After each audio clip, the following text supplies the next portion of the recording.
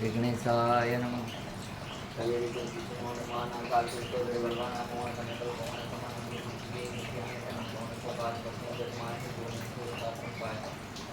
એ હનુમાનજી મહારાજ આવો બધાના રોગનો ઈલાજ ચાલુ.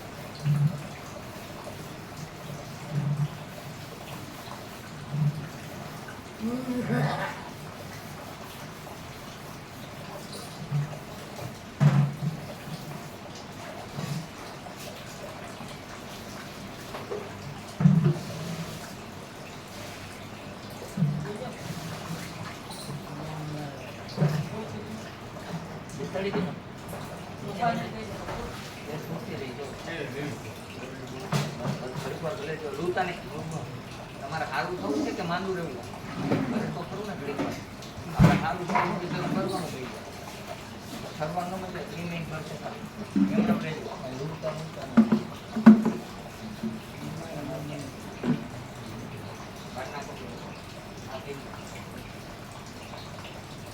તમારે કઈ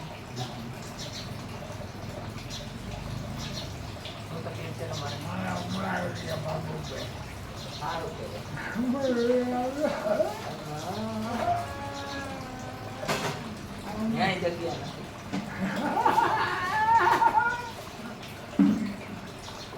ત્યાં ભગવાન તમે રોકાવ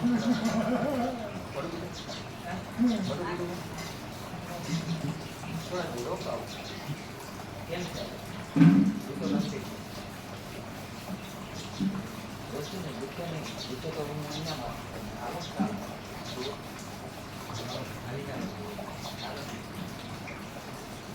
દુઃખે તો કેવાનું હાલ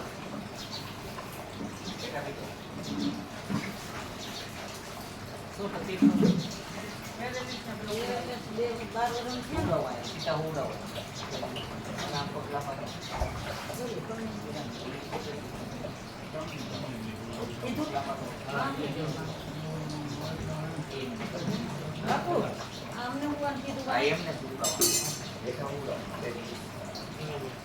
કેમ છે ભાઈ હવે ભૂખે છે બંધ છે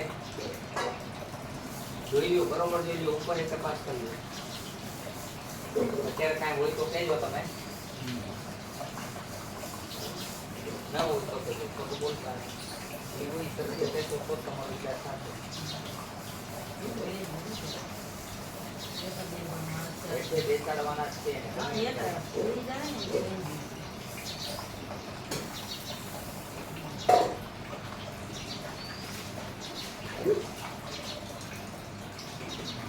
આવતા ભાઈ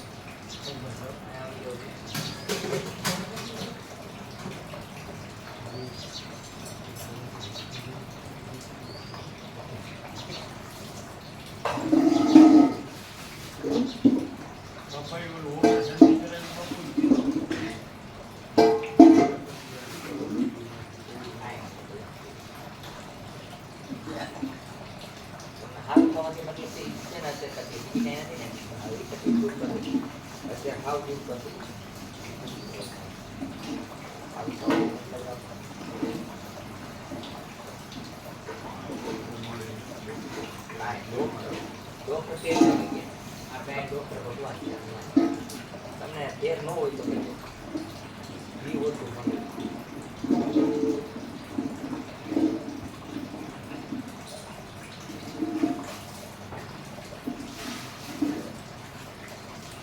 કસરત કરવાની છે તમારે આ રીતે પાણી મળશે ને બ્લડ મળશે સર્ક્યુલેશન ન થતું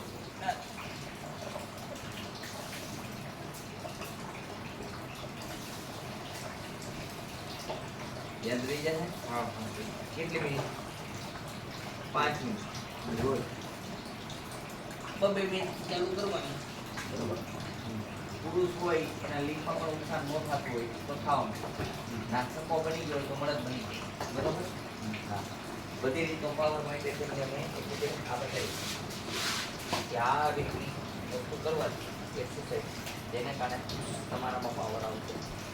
કોઈ પણ કેપ્સ્યુલ લેવાની જરૂર નહીં પડે. બીજા નંબરની અંદર મગજની અંદર ખૂબ નથી પહોંચતી, ટાઈમ કોઈ દબાય છે તો આ પ્રમાણે એક્સરસાઇઝ કરવાની.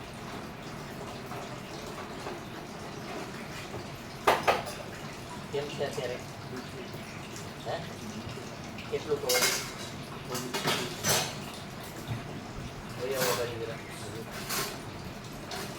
આપણે સારું બની શકીએ.